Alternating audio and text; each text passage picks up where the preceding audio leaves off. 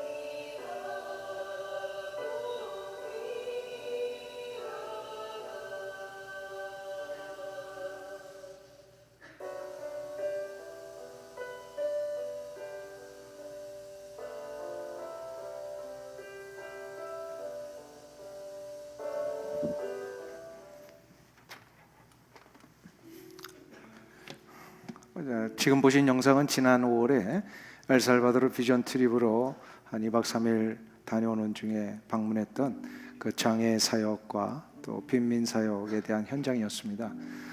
이 영상과 함께 오늘 좀 부탁을 드리는 것은 이번 24일부터 31일까지 일주일 동안 엘살바도르 단기 선교팀이 떠나게 되는데요.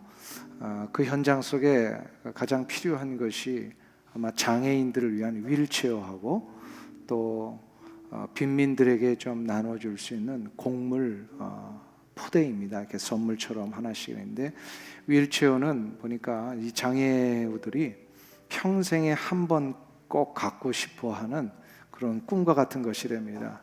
저 하나에 250불짜리인데 이거를 가질 능력이 없어가지고 매달 몇 불씩 이렇게 렌트를 해서 쓴답니다. 그래서 우리 선교사님이 저 휠체어를 이제 선물하는 그런 사역들을 하시는데 우리가 선교부에서 그런 합의를 했습니다. 이번에 휠체어 한 10개 정도를 우리가 준비해서 그 현장에서 장애우들에게 나눠주면 좋겠다. 또 그 빈민들에게 나눠주는 그 선물 포대가 뭐 쌀이 좀 들어가고 식용유 들어가고 그다음에 뭐 휴지 같은 것들 이렇게 좀 들어가서 그래도 저거 하나 받으면은 그래도 한 달 정도 이렇게 살 수 있는 양이 된답니다. 그게 하나에 한 20불 정도 된대요. 그래서 이거를 한 150포대 우리가 준비해서 좀 가면 좋겠다, 이런 마음으로. 그래서 이번 다음 주일까지 이 일에 동참하기를 원하시는 분들은 마음을 다해서 자유롭게 헌금을 좀 해주시면 그 모든 금액을 모아서 휠체어 10개의 값을 전달하고 또 곡식 푸대를 좀 전달해서 빈민들이 뭐 계속될 수 있는 건 아니겠지만 그래도 잠시로도 좀 기쁨을 누릴 수 있는 그런 시간을 갖고자 합니다. 그래서 이번 영상 광고를 좀 기억하시면서 기도하시고요.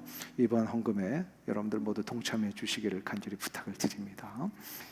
앞뒤 좌우에 계신 분들과 우리 서로를 향해서 한번 축복의 인사 나누실 때 감사합니다, 축복합니다, 우리 한번 성도의 교제 나누시길 바랍니다.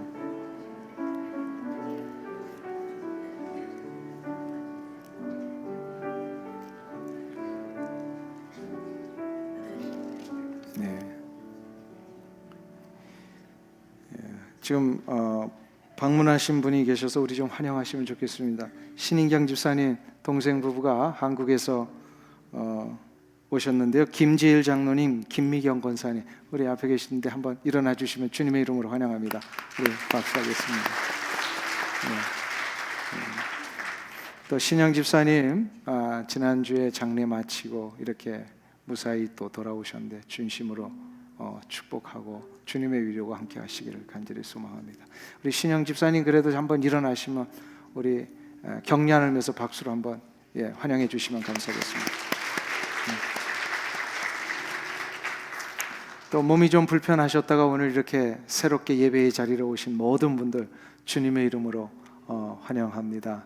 우리 강 집사님도 계시고 우리 여기 여러분들이 하나님 앞에 이렇게 예배 드리러 나올 수 있도록 이렇게 허락하신 거, 이것이 우리의 큰 축복인 줄로 믿습니다. 우리 서로를 향해서 한번 박수로 한번 격려해 주시면 감사하겠습니다.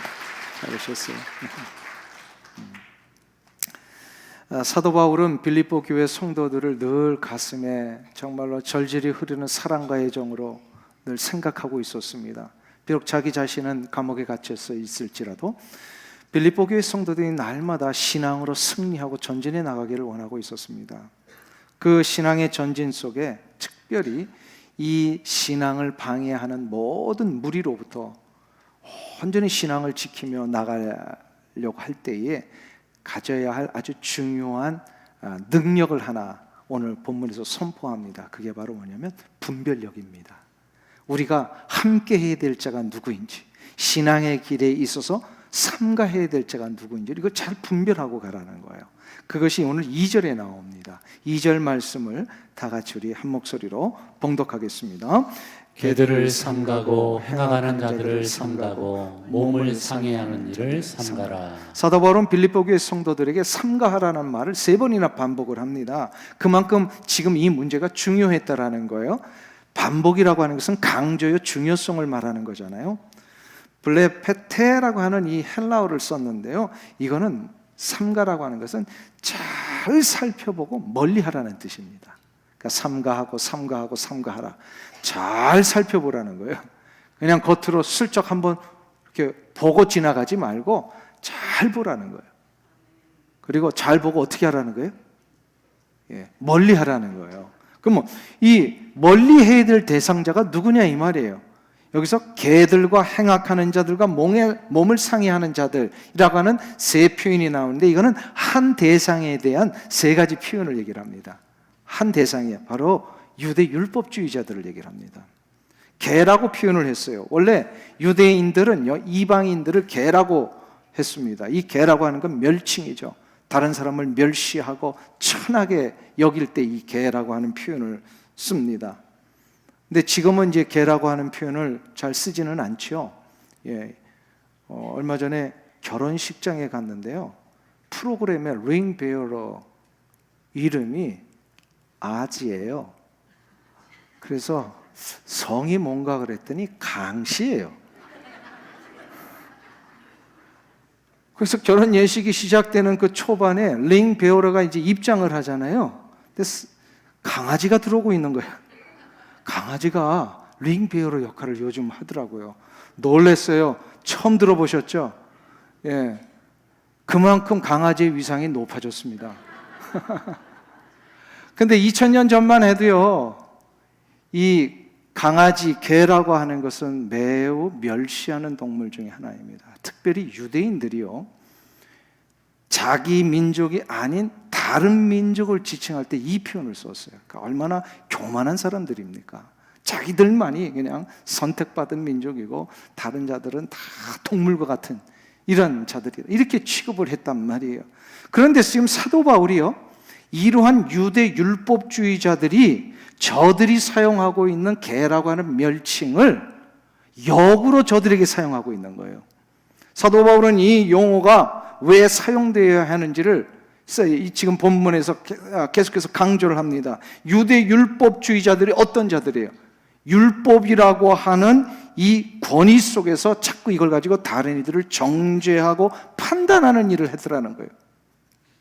자기 자신들은 율법을 제대로 지키지도 않으면서 다른 사람들에게 이 잣대를 가지고 이거 못 지키면 멸시하고 이방인이라고 그러고 아주 멸칭을 선포하고, 이러한 이율배반적인 모습 앞에 너희들이 그런 개와 같은 존재들이다, 이렇게 이제 사도 바울이 아주 호되게 질책을 하는 거죠.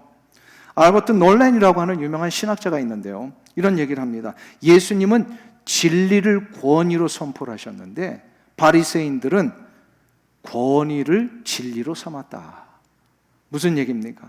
자기들이 만들어낸 전통과 습관과 관행을 진리처럼 포장해가지고 이거를 다른 이들에게 요구하면서 이것의 요구에 응하지 않는 자들은 멸시해버리고 무시해버리고 동물처럼 취급해버리고 가만 보니까 자기들은 지키지도 않는 이러한 자들, 그래서 오늘 본문에 보면 이러한 자들을 삼가하라. 무슨 얘기예요? 잘 분별해서 보고 저들을 멀리하라는 거예요. 두 번째로 표현이 나오죠. 행악하는 자들. 이게 이제 같은 대상에 대한 또 다른 표현인데요, 저들이 하고 있는 이 모습이 악행이라는 거예요. 자기들만 옳다고 생각하고 다른 이들을 멸시하는 이 모든 율법주의에 근거한 저들의 행위, 이게 악한 행위다. 악행을 행하는 자들이다. 그리고 세 번째 표현이 나오죠. 몸을 상해하는 자들이다. 이 몸을 상해한다는, 율법주의자들이 몸을 상해한다. 무슨 얘기하는 걸까요? 이게 할례 얘기를 하는 겁니다. 할례라고 하는 것이 몸을 이제 잘라내는 걸 얘기를 하잖아요.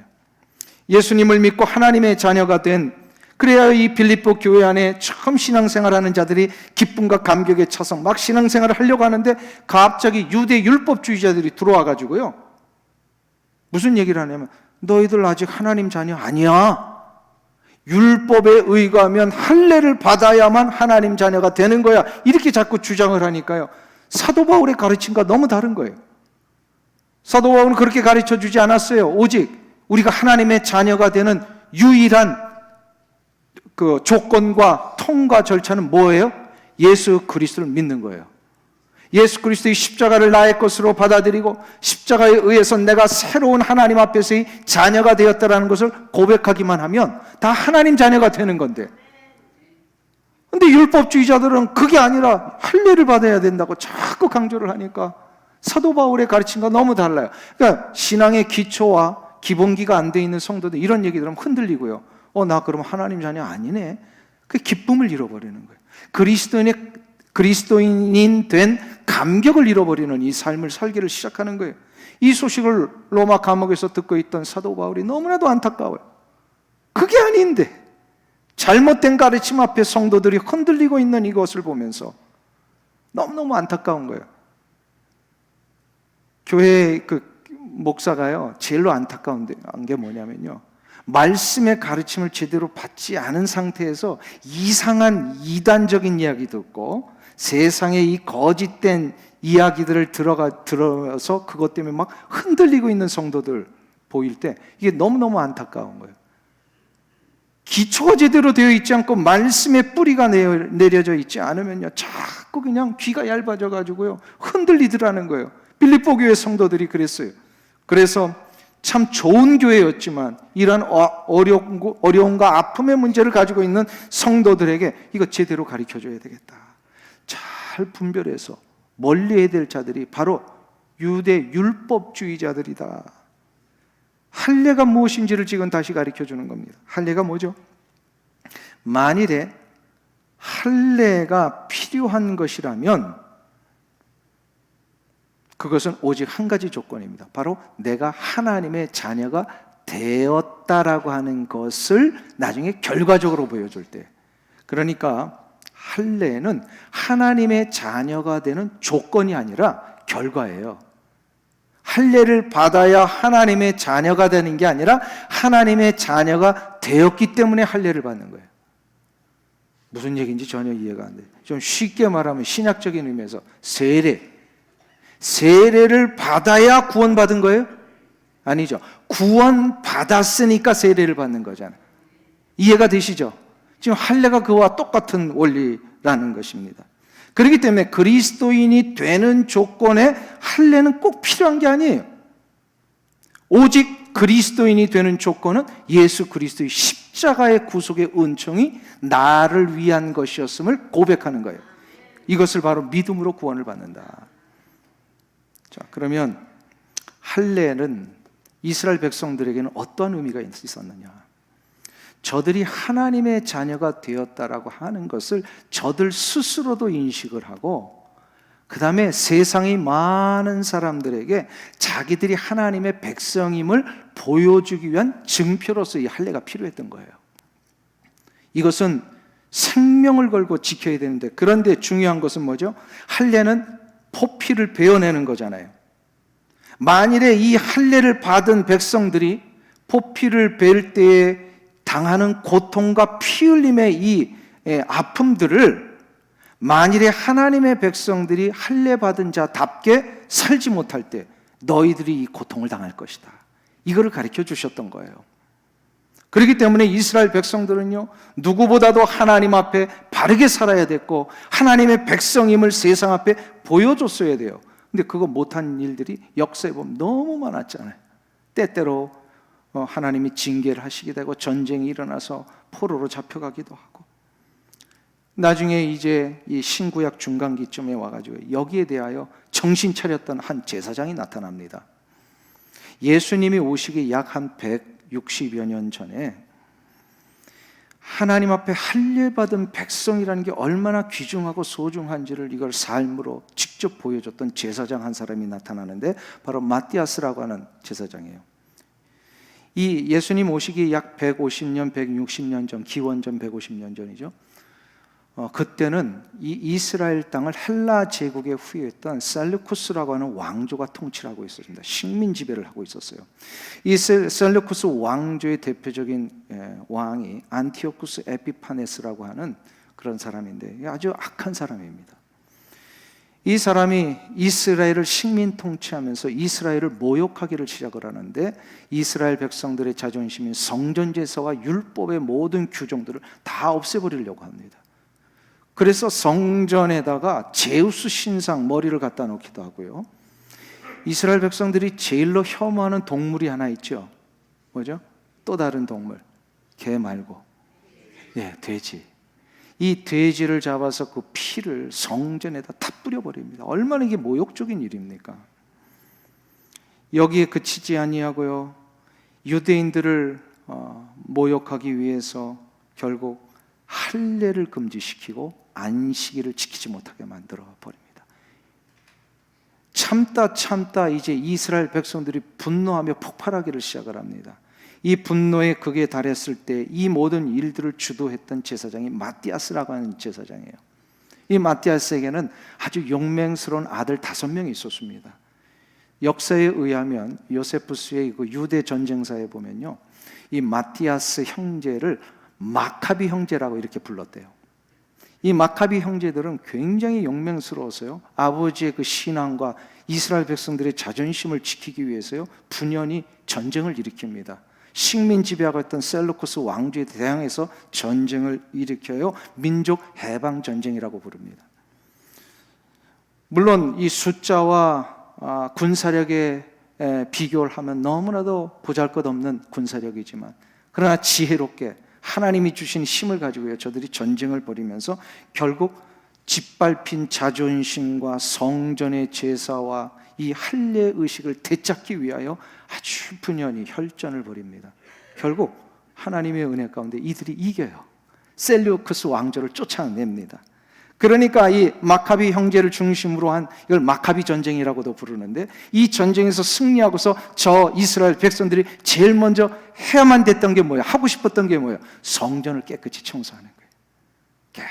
깨끗이 청소를 하고, 그리고 저들이 금지당했던 뭐예요? 할례 의식을 회복을 하고, 그 다음에 안식일에 모여서 예배드리는 이 일을 시작을 합니다. 그때 이 일을 시작을 하면서 성전의 회복을 상징하는 아주 중요한 그 의식을 벌입니다. 그게 성전 곳곳에 횃불을 밝혀요.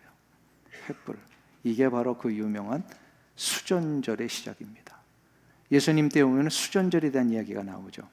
약 150년 동안 이 수전절이 지켜지고요. 이거는 2000년이 지난 지금에도 이스라엘 백성들은 수전절을 지키고 있습니다. 크리스마스 시즌 보면요, 유대인들이 자기들 무슨 절기 하나 지키죠. 뭐예요? 하누카 지키잖아요. 그게 바로 수전절이에요. 지금도 이들은요, 이걸 굉장히 중요하게 여겨요. 자, 그러면 이 150년 전에 일어났던 마카비 전쟁에서 이제 예수님 시대와 사도 바울 시대에 이르는 이 과정 속에 어떤 변화가 있었느냐? 사도 바울이 예수님 이후에 약 30년에서 50년 지났을 때에 복음을 전했던 사람입니다. 그러니까 마카비 전쟁으로부터 지금 약 한 200년이 지났던 시점이에요.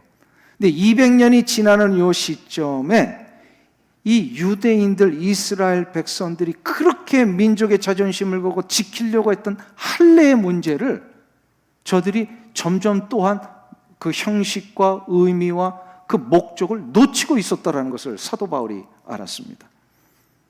마카비 혁명을 통하여 회복했던 할례가 200년이 지나니까 흐릿해져 버린 거예요. 무슨 흐릿함입니까? 사도 바울은 여기서 두 가지를 얘기를 하는데요. 첫 번째로, 유대인들은 하나님이 제정하신 할례의 약속을 자기들은 완전히 지킬 수 있다라고 생각했다라는 거예요. 근데 한번 보세요. 할례의 약속, 의미를 제대로 지켜낸 사람이 있을까요? 없을까요? 아까 할례를 지키지 못하면 어떤 거 치러야 된다 그랬어요. 할례 때 흘렸던 고통과 피 흘림을 그 사람한테 대신 하나님이 찾으시겠다고 그랬던 거거든요.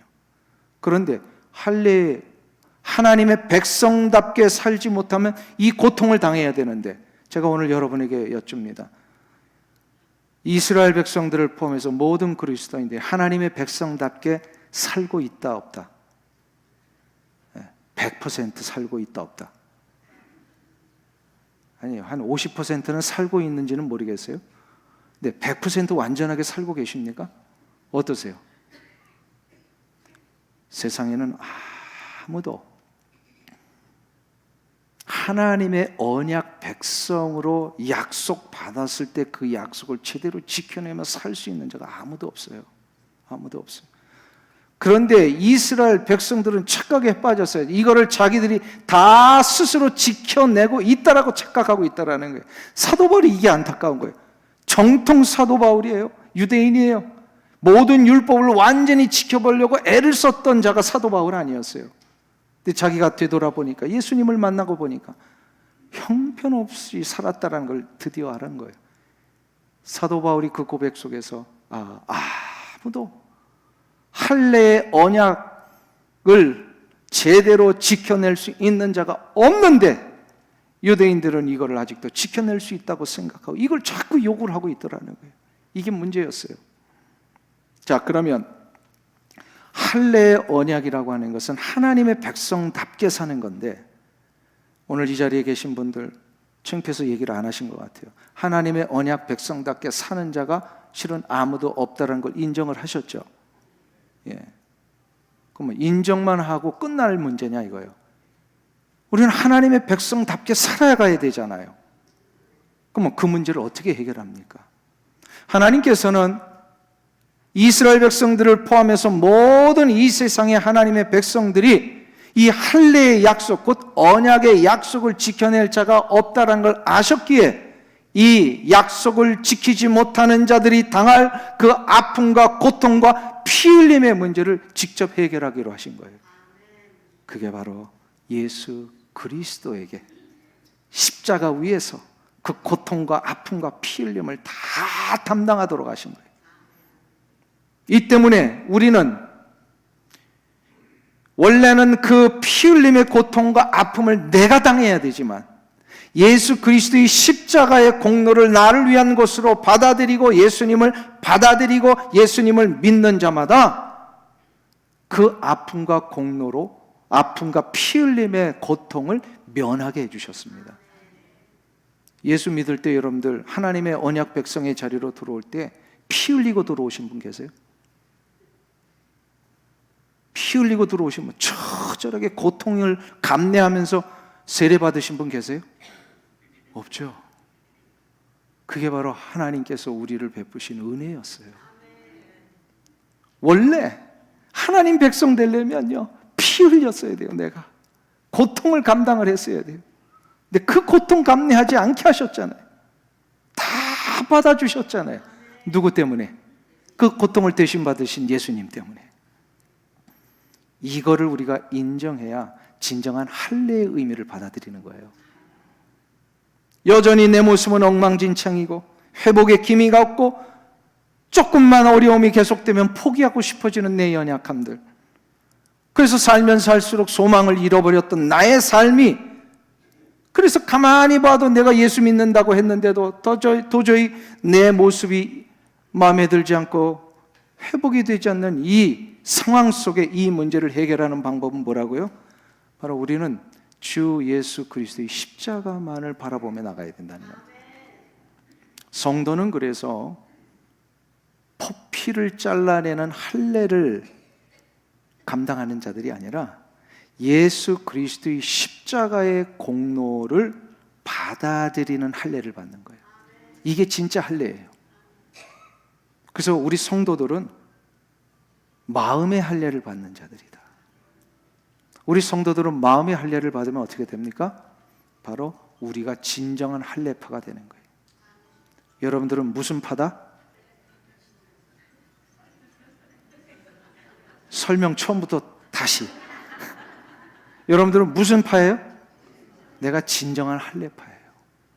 예수 그리스도의 십자가를 받아들이는 게 할례라니까요. 그래서 우리는 다 할례를 받은 자들이에요. 마음의 할례를 받은 자들이에요. 진정으로 예수 그리스도를 통하여 십자가를 받아들이고 마음의 할례를 받아들인 자들에게는 나타나는 축복이 하나 있다 그랬어요. 벌써 4주 전에 이 말씀 드렸는데 잊어버렸었을까 봐 우리 다시 한번 복습을 합니다. 3장 1절 한번 보세요. 3장 1절 말씀 같이 우리 한 목소리로 봉독합니다. 끝으로 나의 형제들아 주 안에서 기뻐하라. 너에게 같은 말을 쓰는 것이 내게는 수고로움이 없고 너에게는 안전하니라. 나의 형제들아 주 안에서 기뻐하라. 주 안에서 기뻐하라. 주 안에서, 이게 뭐라 그랬어요? 조건절이 아니라 여기에 있기만 하면 기뻐하라, 이것이 아니라 명령어와 같은 뉘앙스라 그랬어요. 그러니까 주 안에 있으면, 주 안에 있으라, 그거예요. 주 안에 있으라. 그러면 어떻게 된다고요? 기쁨이 일어납니다. 이게 바로 할례 받은 자의 축복이에요. 기쁨이라고 하는 것은 뭐죠? 생명의 역사로 나타나는 열매입니다. 생명의 역사는 기쁨이요 평안이며 소망이며 기대요 화합과 하나됨이며 겸손입니다. 믿으십니까? 자, 그러면 여러분들 신앙생활 할 때 왜 내게는 기쁨이 없지? 왜 나는 모든 것이 이렇게 자꾸 부정적으로만 보이지? 왜 나는 자꾸 미래에 대하여 두려움과 우울함만 생기지? 그러면 다시 한번 점검해 보세요. 진짜 내 안에 생명의 능력이 심겨져 있는가? 예수 그리스도 안에 있는 자들은 바로 기쁨이 일어난다고 그랬는데요. 내가 진짜 예수 그리스도 안에 있는 자인가? 한번 점검해 보셔야 돼요. 점검해. 교회 생활은 수십 년 했는데 나는 한 번도 이 기쁨을 맛본 적이 없어요 하면요, 그는 교회만 다닌 거예요. 예수 그리스도 안에서 거듭나는 이 놀라운 축복의 역사를 아직은 해보지를 않았기 때문에 그래요. 아직은 해보지 않았기 때문에.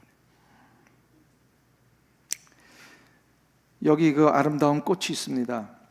화분에 꽂혀 있는 아주 아름다운 꽃인데, 이런 꽃과 집에 가면은 우리 그 예쁜 병에다가, 화병에다가 이렇게 꽃을 꽂는 꽃꽂이 꽃이 있죠. 꽃꽂이 꽃과 화분에 심겨진 꽃의 차이가 뭘까요?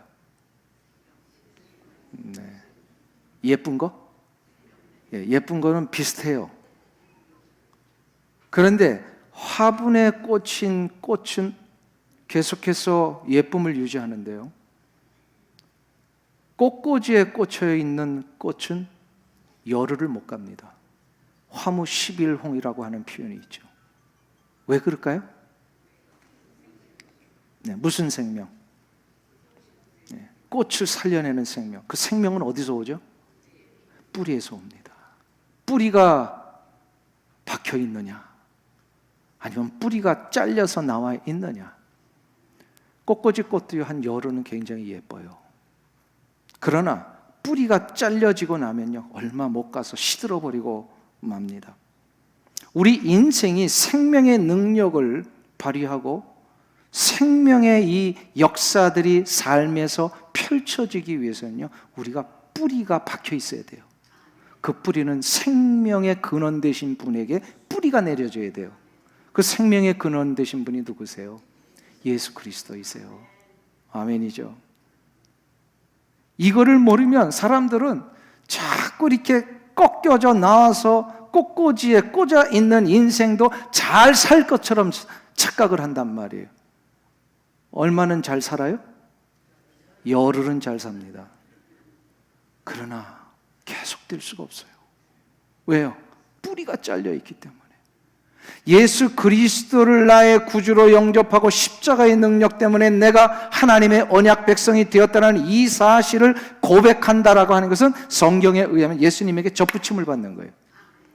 원가지에 우리가 붙어 있는 거예요.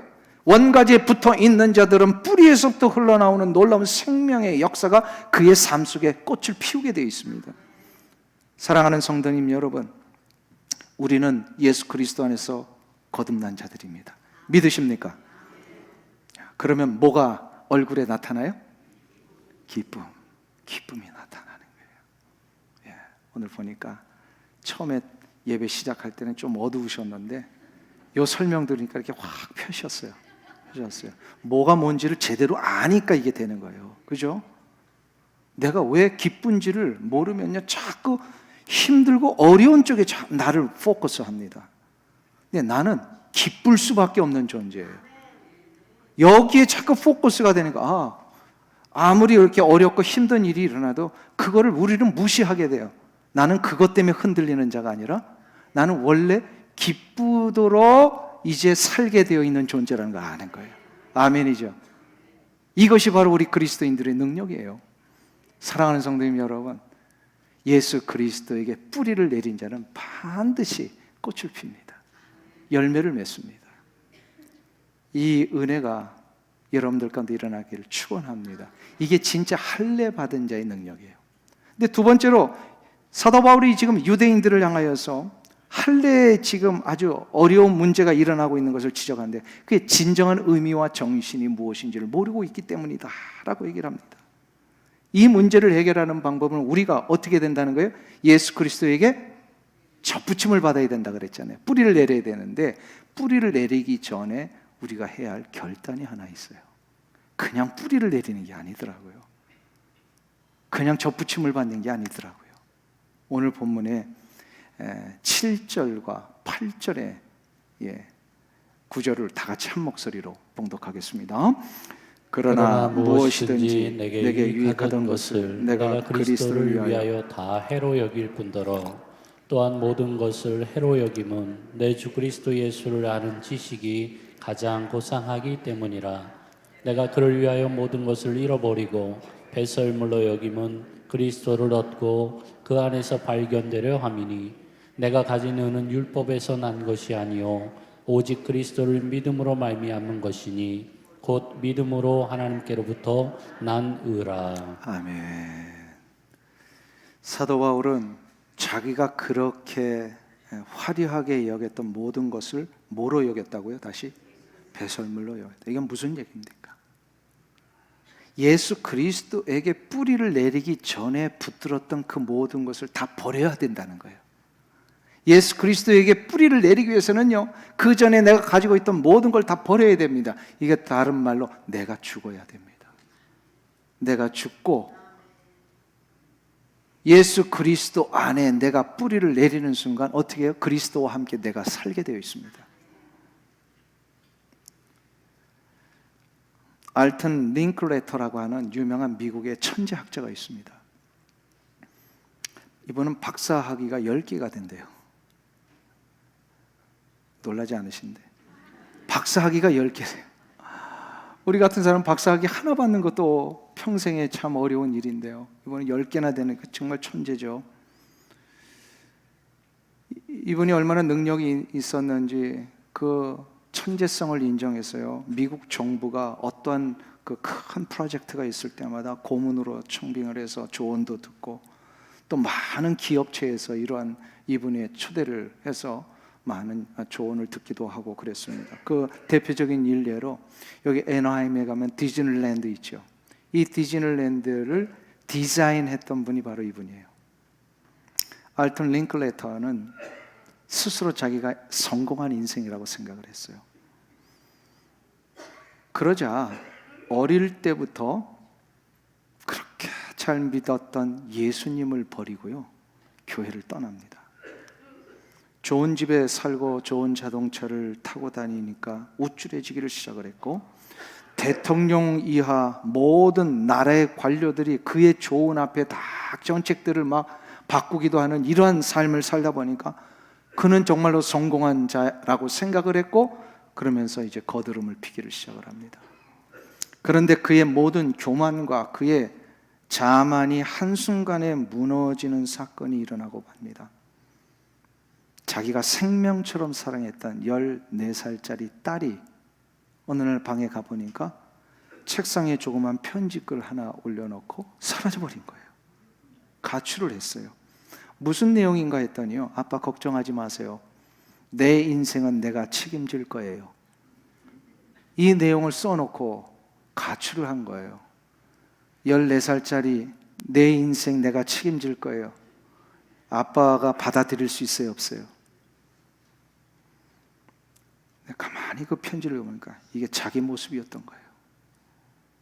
자기 인생 자기가 책임질 줄 알고 박사학위 10개를 가지고 세상에 무서울 것이 없을 정도로 안 하는 일이 없고 못할 일이 없고, 얼마 후에 소식이 하나 들려왔는데요, 그 가출했던 딸이 자살했다는 소식을 듣게 됩니다. 그 소식 앞에 펄썩 주저앉으면서 통곡을 하기를 시작해요. 알튼 링클레터는요, 자신의 인생을 책임질 수 있다라고 생각을 했는데 딸 하나도 책임지지 못하는 무능한 자라는 것을 드디어 깨닫습니다. 그의 인생의 문제는 어디서부터 일어났어요? 예수님을 떠난 데서부터 일어납니다. 예수님에게 뿌리를 받고 있어야 되는데 예수님 떠나도 자기는 잘 살 수 있다고 생각을 한 거예요. 뿌리가 잘려서 꽃꽂이에 꽃으로 꼽아서 열을 활짝 피는 이 모습이 자기의 인생이라는 걸 깨닫지를 못했던 거예요. 결론적으로 말씀드리면 그가 이제 나중에 철저히 회개하고 돌아옵니다. 그리고 이런 고백을 해요. 저는 박사학위를 10개나 받았다고 교만하다가 무너졌습니다. 인생에 있어서 가장 중요한 것은 예수님의 인도하심을 받는 것이었습니다. 사랑하는 성도님 여러분, 우리가 버려야 할 것은요, 예수님이 아니라 바로 내 자신입니다. 우리는 우리의 인생을 책임질 수 있는 능력이 없습니다. 이 세상에서 가장 불행한 일은 예수님을 버린 채 스스로 인생을 책임질 수 있다라고 막 달려가는 인생, 가장 불행한 인생이에요. 이런 사람들은 달려가면서 돈이, 명예와 권세가 자기들을 계속해서 달려갈 수 있게 해줄 거라고 생각을 합니다. 천만의 말씀이에요. 그러한 것은 화무시밀 시빌홍입니다. 그런 것으로는 세상을 이길 수 없습니다. 세상을 이기고 인생에 승리하는 비결은 예수 그리스도를 붙들고 예수님의 인도하심을 받는 데 있습니다.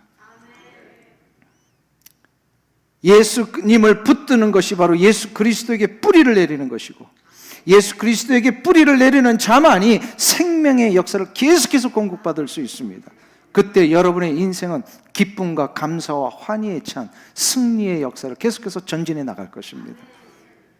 그래서 우리의 결론과 해답은 예수 그리스도. 절대로 이거 외에 다른 것에 뿌리를 내리지 않으시길 축원합니다. 분명히 여러분은 승리하실 겁니다. 이 은혜가 있길 주 이름으로 축원합니다. 우리 144장 1절을 같이 부르시면서 나의 생명의 근원이 되시고 나의 인생의 유일한 인도자가 되신 예수님을 바라보면서 우리 성찬 예식을 하나님 앞에 드리겠습니다. 성찬 예식을 드리시면서 제가 오늘 잠깐 생략을 했는데요, 이 놀라운 생명의 능력을 아직도 모르는 자들에게 하나님, 이 생명의 능력이 예수 그리스도에 있음을 제가 내 주변에 있는 자들에게 전할 수 있도록 나를 사용하여 주옵소서. 오늘 이 작정하는 날인데요, 성찬 예식이 끝나고 작정서 가져오신 분들은 나가시면서 헌금함에 넣어주시고, 또 아직 작정이 안 되신 분들은 기도하시면서 이 놀라운 예수 그리스도의 생명의 능력을 나만 누릴 것이 아니라 다른 이들에게도 전할 수 있는 내가 되게 하여 주옵소서. 그런 결단의 마음을 가지고 우리 성찬 예식에 임하도록 하겠습니다. 144장 1절입니다.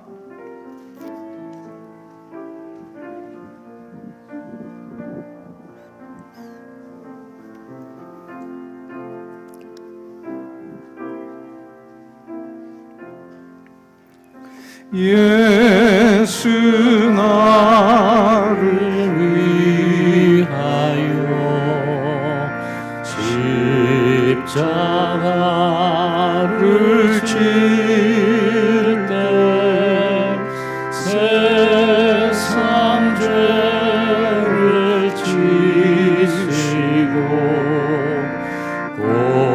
고쳐다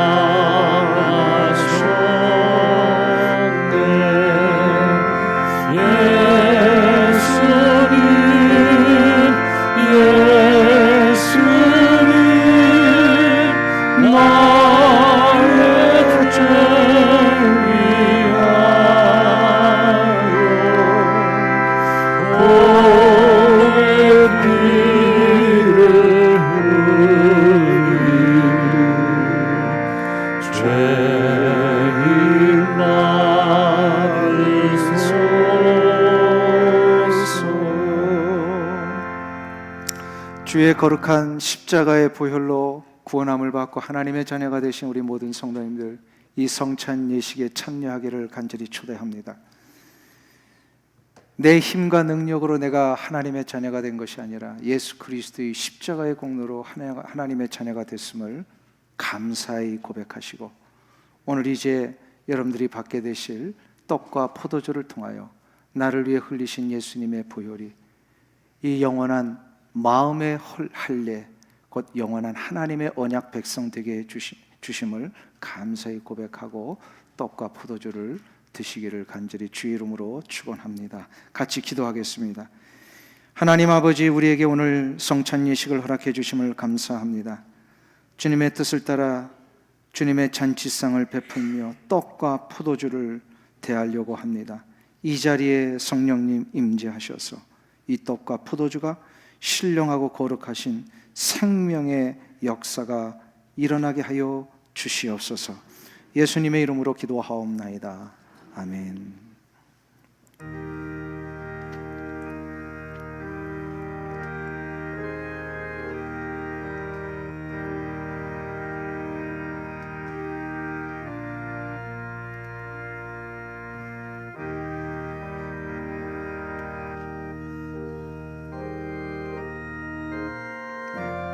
분병과 분잔하겠습니다.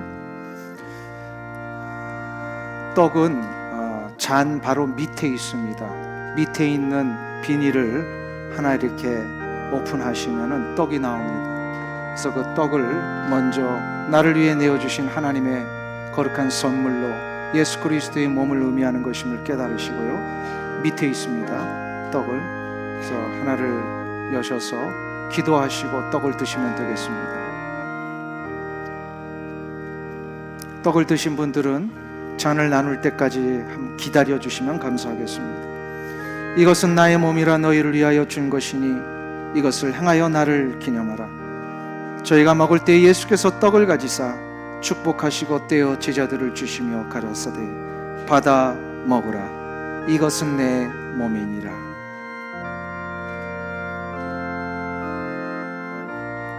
그가 찔리면 우리의 허물 때문이요 그가 상함은 우리의 죄악 때문이라. 그가 징계를 받음으로 우리가 평화를 누리고 그가 지치게 맞음으로 우리가 나음을 입었도다. 우리가 아직 죄인 되었을 때에 그리스도께서 우리를 위하여 죽으심으로 하나님께서 우리에게 대한 자기의 사랑을 확증하셨느니라.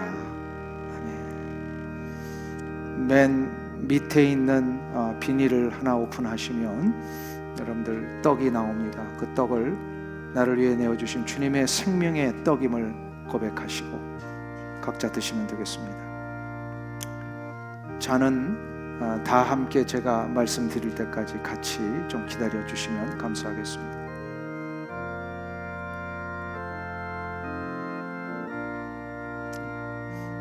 오픈이 어려우신 분들은 옆에서 좀 도와주셔도 되겠습니다.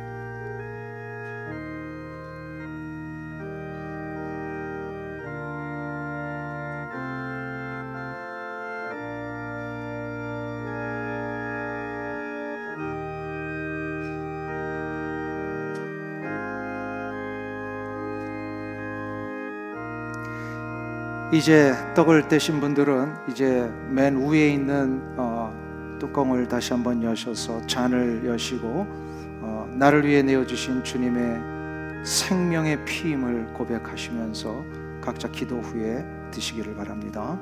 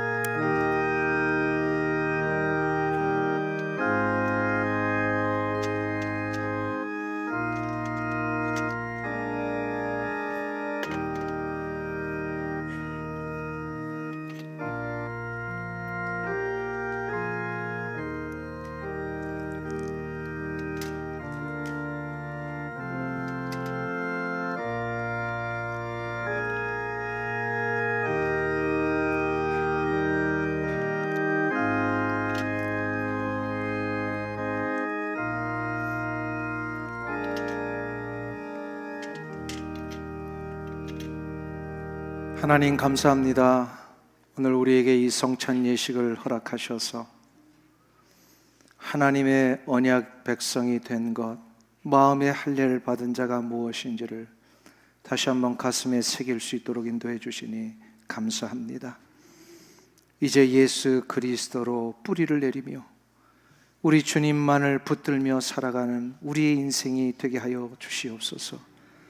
그 어떤 세상의 유혹과 잘못된 가르침들이 우리를 공격해 올지라도 흔들리지 않게 하시고 하나님의 언약 백성된 자답게 세상을 힘있게 살아감으로 생명의 능력이 우리의 삶 속에 흘러넘쳐 기쁨과 평강과 감사와 환희와 치유와 회복의 역사를 우리도 누릴 뿐만 아니라 이것을 알지 못하는 많은 이들에게 전하여 줄 수 있는 귀한 주의 백성들 되게 하여 주시옵소서. 예수님의 이름으로 기도하옵나이다. 아멘.